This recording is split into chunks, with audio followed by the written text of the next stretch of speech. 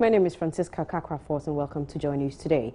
The Ashanti Regional Police Commander, DCOP Kofi Boakye, has asked personnel of the service not to be intimidated by politicians and other members of the public in the line of duty. He says police should defend themselves if they are attacked by any section of the society. DCOP Kofi Boakye, however, cautioned personnel against any acts that will compromise security and democracy. He was speaking at the inauguration of a new police station at Asawase, the 14th in Kumasi, since he took over command of the Ashanti region less than 2 years ago.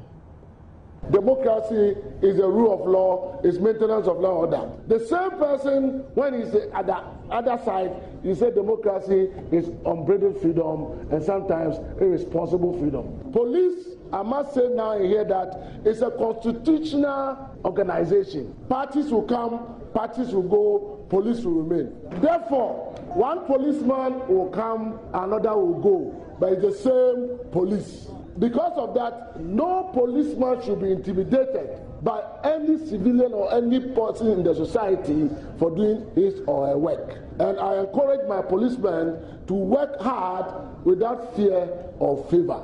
Anybody, and I repeat, anybody who falls foul of the law, we shall arrest him. Meanwhile, the Inspector General of Police has revealed that investigations are ongoing to punish police personnel involved in the alleged brutality of protesters. Last 2 weeks ago, you remember the demonstration by the group Let My Vote Count. Did you identify? If I am correct, I think 7 officers were mentioned in the petition, and those are the officers that the police administration is investigating. What would be the liable punishment should you find them guilty? Well, you don't want me to prejudice anything. The inquiry and the criminal investigations department will determine what offense or crime has been committed, and the appropriate punishments are prescribed by law. I'm so grateful. Thank you. Well, Joy News has also been speaking to a police chief, Rosebio Atenga, about the investigations into the alleged involvement of DCOP Patrick Timbila in the alleged recruitment scam in the police service. Let's hear her. We have submitted a docket to the law office. In addition to that, our internal disciplinary procedure is ongoing. And as you are aware, it takes time to conduct service inquiry. So far, what have your preliminary investigations revealed regarding what he did? He is facing an inquiry. That is what is ongoing. The docket, the criminal aspect is with the law office. They will decide on the next line of action. But obviously, before you submitted the report to the next institution or agent to investigate, you had found something. What did you find? And that is what is before the service inquiry. You don't want to reveal what you found? The inquiry will disclose whether Mr. Patrick Timbila has misconducted himself or otherwise. Since it's before an inquiry, I wouldn't want to go further. Some anti-corruption agencies and some other individuals think that the police is keeping so long and it is possible you may be covering something up. That is not so at all. Those people do not know our internal procedures. When you are facing service inquiry, it's like you are facing a law court. You are entitled to counsel. And you know, obviously, when you are being tried, witnesses will be appearing before the board that is trying you. There will be cross-examinations and what have you. We will not be forced for expediency to submit an inquiry that will not meet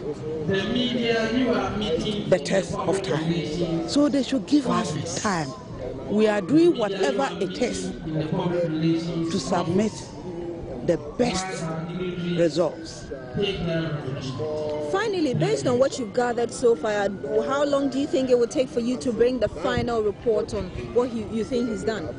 You know, by our regulations, there is a time frame. And we have to abide by that time frame. And if the adjudicating panel is not able to conduct the inquiry within that speculated time, then they will apply for more time. What time did you give them? And we will agree to that. So we are waiting for the inquiry to be completed. What time did you I also want to assure those who believe we are covering somebody that that is not the line of thinking of the Ghana Police Service. We have had time, we've had incidents during which our personnel have gone through similar procedures. When they were found guilty, the law took its course.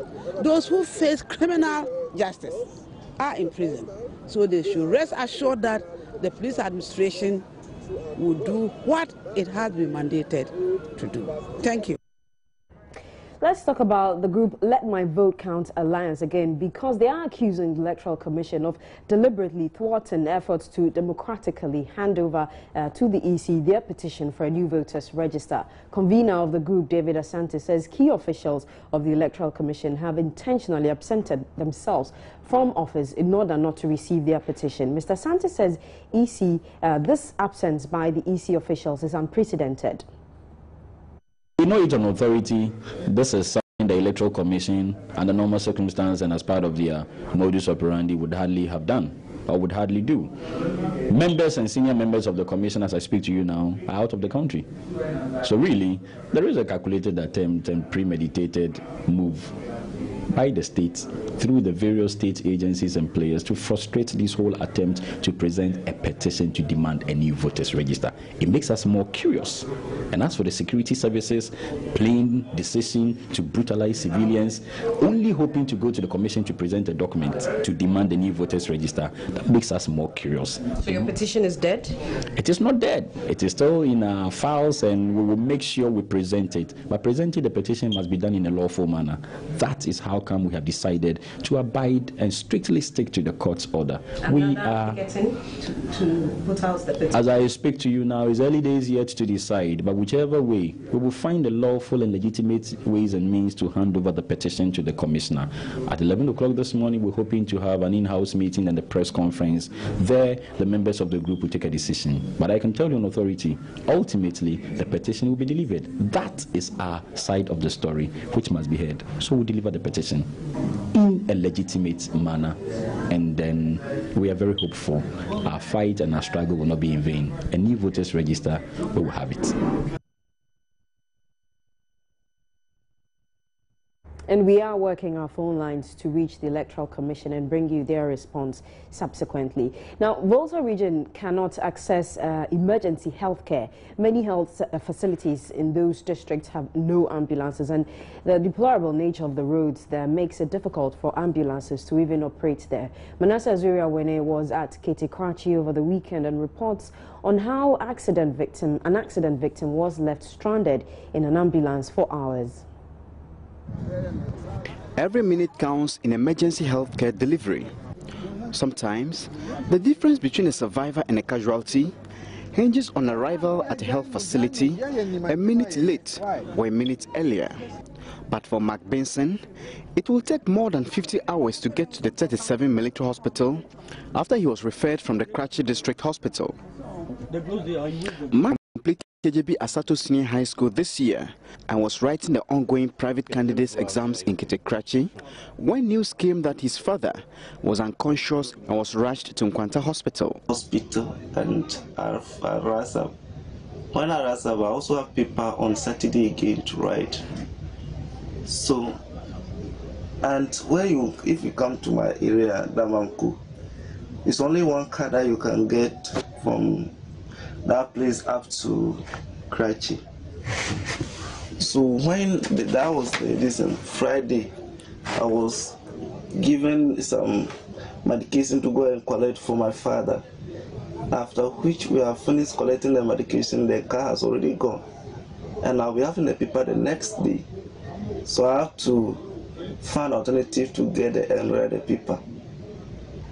So there was no enemy apart from using the motorbike.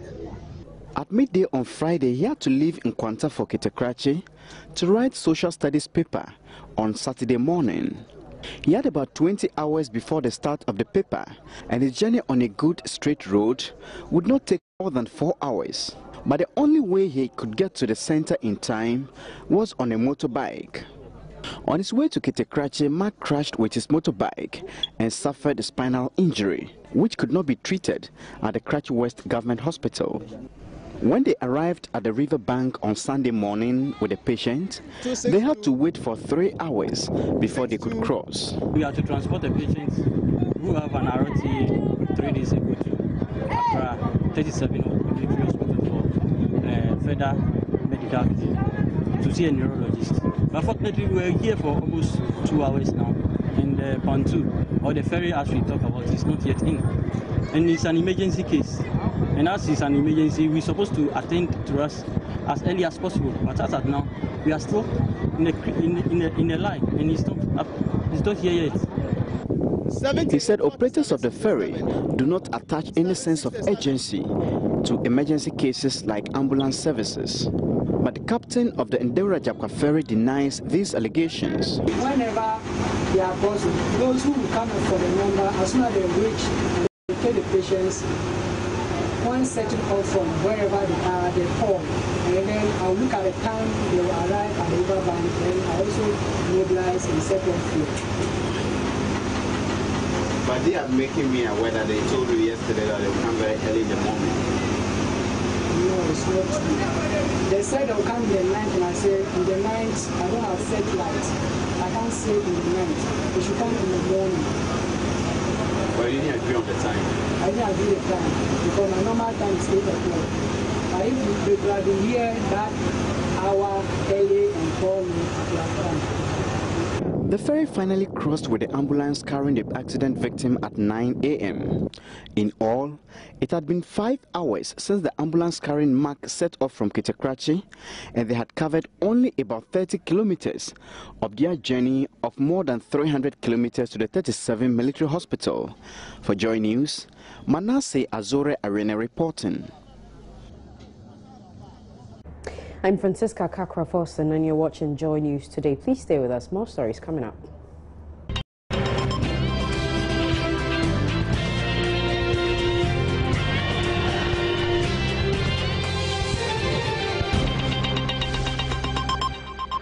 Welcome back to Joy News Today. Now, let me tell you about a beautiful story of a 23-year-old graduate nurse, Enam Honya. She lives with vitiligo, a skin disorder in which white patches appear on the skin.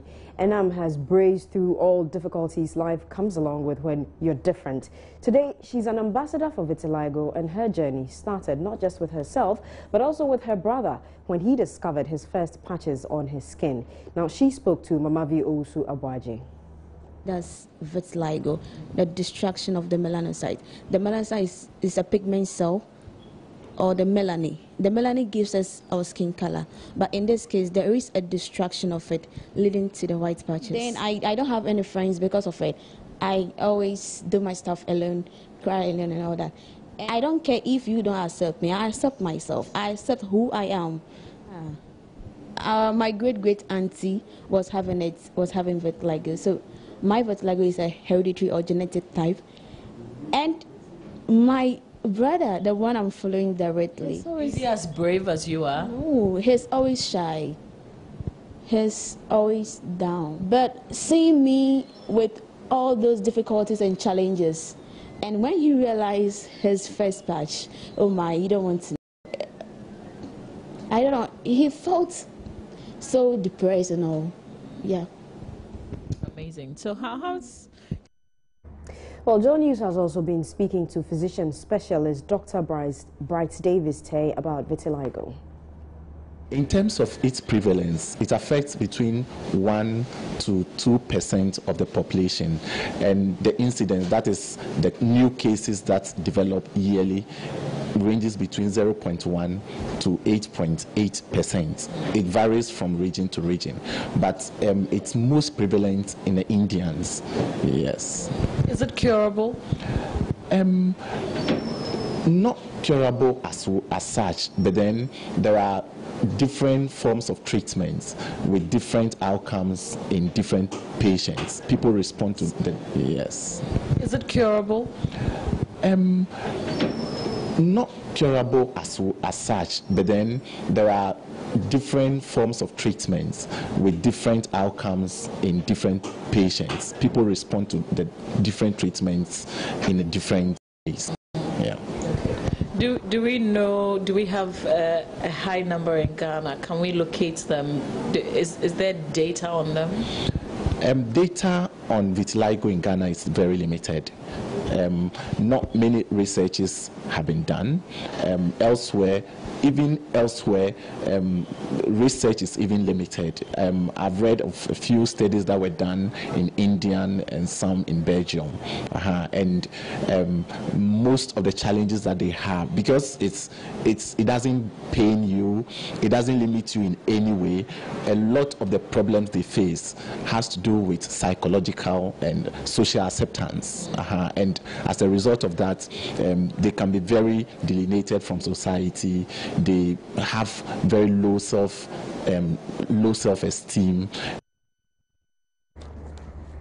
Now, we understand gas shortage has hit parts of Accra, Takoradi and Tema. But here in Accra, our reporter Latif Idrisu has been doing some checks and he joins us on the telephone line. Hello, Latif, what can you report? Hello, Francisca. Exactly the case. As I reported in the morning, I visited Awudome Estate and then the Ring Road. Two gas stations there.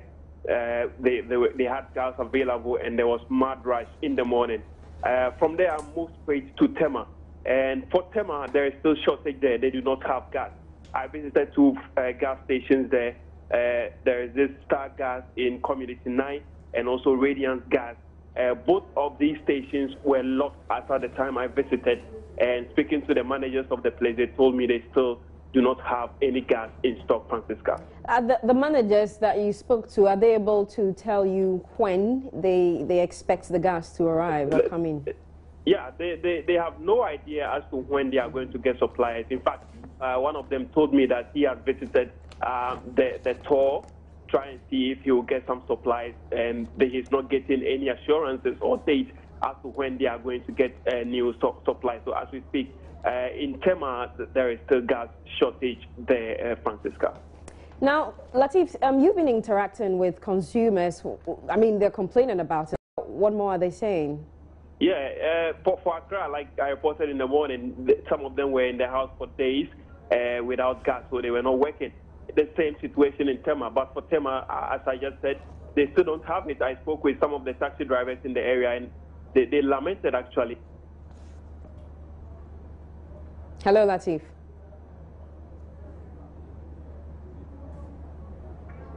In Tema, I spoke to some taxi drivers who... Latif, kindly take that again. There was a trip in the line. Kindly take that last bit again.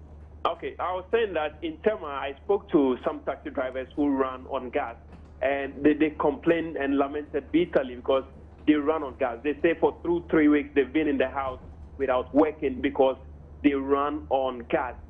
Some domestic users as well I spoke to also expressed the same sentiment that without the gas, life has been a bit difficult for them in Tema, Francisca.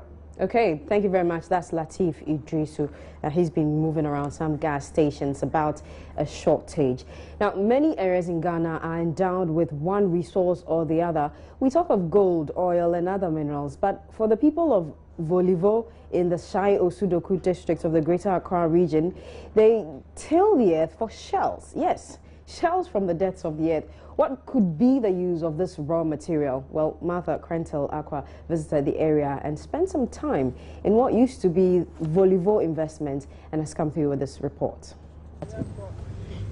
So these are some of the trenches dug by the shell miners, I'll call them. So they win shells here, and from what I gather, they put it together. Then there's a paint factory around, a paint factory that comes to buy it and use it in the mixing of paints. So they dig it like winning sand, then they select what they actually want from here. So on the surface around here, I can see so many of the shells, but here, after the digging, it gets mixed up. Then they sort it out, and you have the shells, and then they leave the sand behind. So I continued to the factory to get more information. The factory manager, I.K. Donko, conducted me around. He told me some of the shells are milled into poultry feed. Production here is normally used at the poultry farm. They mix their silver they have there with this. Okay. So it's part of the product they use to feed the chicken at the poultry farms. Okay, so is it a normal shell that I saw that they are winning? Yes, yes, it's the normal shells. So when they get here, then you separate them? We separate them, we receive it because it's too much dust. Okay. So you can see the dust over here, all from it. Okay. So when we get the clean one, then we mill it. We have different type of milling machines. So this is the type for the feed. From the feed mill, we continued to another part of the factory. Okay. That's how we produce what is called calcium carbonate. The powder there, that's the industrial term for that. It's a calcium carbonate. And what would that be used for? As you know, the contents as a calcium, you know, calcium has so many uses. Thank you. And from here, you know, we have so many companies who use to supply them because everybody has his own way of using it. The factory manager also conducted me through the processes. So what I'm saying, this is the raw materials and this is the beginning of it. These are washing machines. Okay. From here, you know, you get it as it has been done. They send it to the platform for drying and picking. So when they pick this one, you get the real shells, the clean shells, and then you mill it. Without that, you can't get white powder as you saw it there. Then I went into the factory to speak to the workers. The noise was deafening, and the end product produced more dust-like substance. Yet, the workers had no protective gear. They have it. You know, many times, you know, they don't find it convenient to use it, and that's the problem here. Many times, no. But as a production manager, I thought you were ensure that they use it so that they don't come up with complaints, you know. But you as you go there, you ask them. Everybody is having. They are having. Can I go there right now and ask them to bring it out? You just go there and ask them. Master, are you working inside here? Okay. Where is your nose mask? We have it, but as it's found now, we are on break, so we put it down. You're on break? Okay, but he is working. Where is your nose mask? Oh, it's here. Why is it there and you are not using it? Oh, nothing. You don't like it? Why? When you put it on, you can't breathe? No. You don't like it? But when you finish this job and you go home, don't you feel like the chemical has gone? Oh no, but I like this one. You like this one? Look at this one. Where is your nose mask? That's why when you use it, you don't get, so that's why I don't use it. But have you told your production manager that when you use it, you don't get air? So that maybe they change it for you? That's why I don't tell you. After insisting I wanted to see protective gears, the production manager brought some nose masks. Luckily, I was with a physician assistant. But then there's one that is made of cloth. That is much better than this one. You know, this one is paper. Sometimes you use that one. I so fine that if the dust settles on it, air cannot go through, so they cannot breathe. So that's why. It's true. So which one will you recommend for them? I will recommend the other type, the one that has a better the cloth. Yeah, the one that is made of cloth. The women who picked the foreign materials in the shells say they also don't want to use gloves, and they end up every day with cuts on their fingers. Enti then away fa ho ade sana wo hwe won sa no na etwitwa wa then away count. As you say, pension and pay drobin and 5 ho. So the women here really, they're picking, they don't like the gloves because the gloves slows them down, kind of. So they prefer picking with their raw hands. That way they can go fast. Looks like nobody wants any protective gear, but that was our in-house headmistress and news editor, Martha Krentel Aqua. Well, the information we're getting from the Interior Ministry is that the Minister, Mark Oyongo, says his outfit will establish a commission to investigate alleged brutalities by police. And Felix Akoyam is at a news conference where the Minister has been speaking and joins us on the telephone. Hello, Felix, what more has the Minister been saying?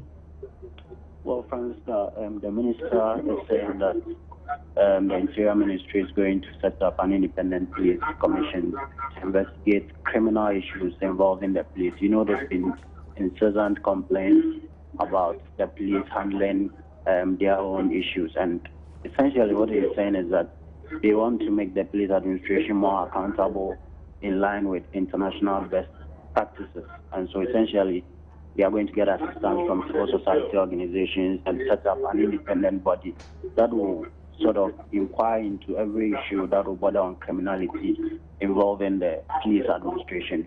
And quite apart from that, he's also been speaking about increasing police visibility across the country, the fact that they've been able to increase the numbers of the police force, which, I mean, the current ratio for every Ghanaian to each, for every policeman to each Ghanaian stands at 1:700. And he's also been talking about the fact that they are training more police officers to be more efficient in crowd control and other issues involving crime. Franca.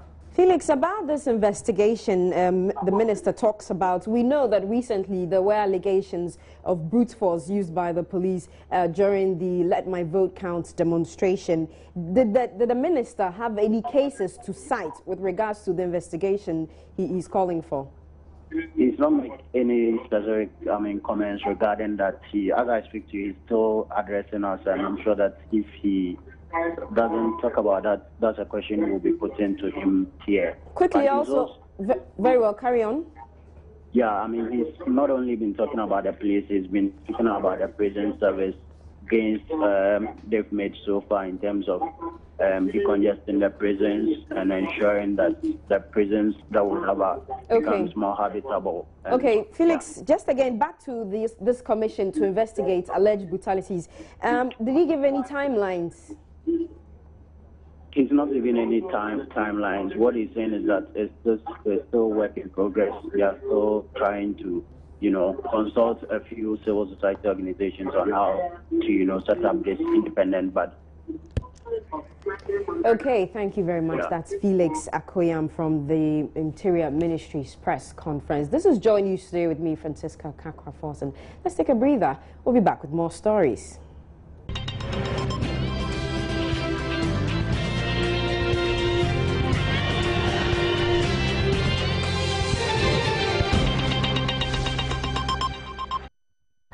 Welcome to Joy News Today. Let's do some business now. A Greek Minister, Fifi Kwete, has assured palm oil producers government's continued support in order to maintain sustainability of production. He says government is taking several measures to ensure that the sector contributes significantly to Ghana's GDP.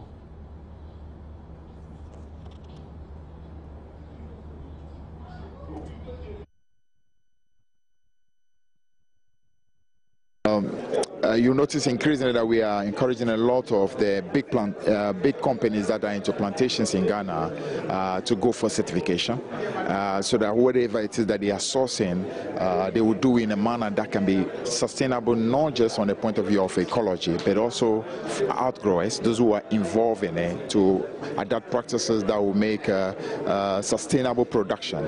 Because I mean, guess what? I mean, if it is that we just go for production for the sake of production, a lot of what will happen will be what our friends in Southeast Asia suffered, where massive deforestation become the result.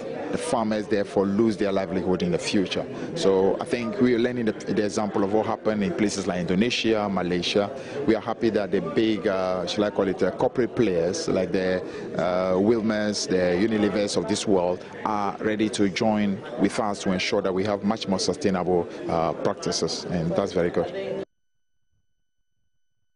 Local airline Starbo has upgraded its safety pedigree in the industry with the acquisition of Operational Safety Audit Certificate from the International Air Transport Association. The certificate is an internationally recognized and accepted evaluation system designed to assess the operational management and control systems of airlines. The CEO of Starbo, James Entry, believes the development will boost his airline's customer base, as it is currently the only local airline to acquire the certificate. The Ghana National Gas Company is hopeful the Volta River Authority, VRA, would, as soon as practicable, pay off all debts owed it to enable the gas processing company continue supply of gas for power generation. The VRA is said to be indebted to Ghana Gas millions of dollars, a situation which could plunge the company into financial distress if not addressed. Speaking with Joy Business, Chief Executive Dr. Sipa Yankee said the settlement of these debts is crucial for the sustenance of their operations. The government has set up a team to look at the cross-debts of all the various companies in the energy sector, VRA, Ghana Gas, GNPC, ECG, and the PRC is working on a mechanism whereby some monies are going to be used to pay every company that is owed by an agency. So I believe that within the medium to the short term, the medium term, all our debts should be paid to us by VRA. And luckily, we have some other products which support our operation. And that's why we're able to continue to operate and support VRA. But I'm very, very confident that VRA and government will pay us, because that's the only way we can sustain the production, processing of gas for VRA to generate power for Ghana. That's it for business. Baba Tando will bring you sports in a bit.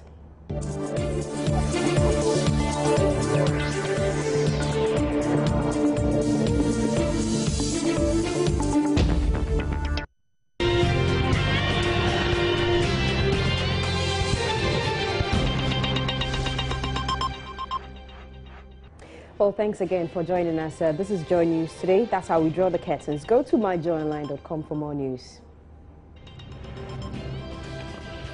I'm Francisca Kakwa-Folsom. Thank you very much for your company. Bye-bye.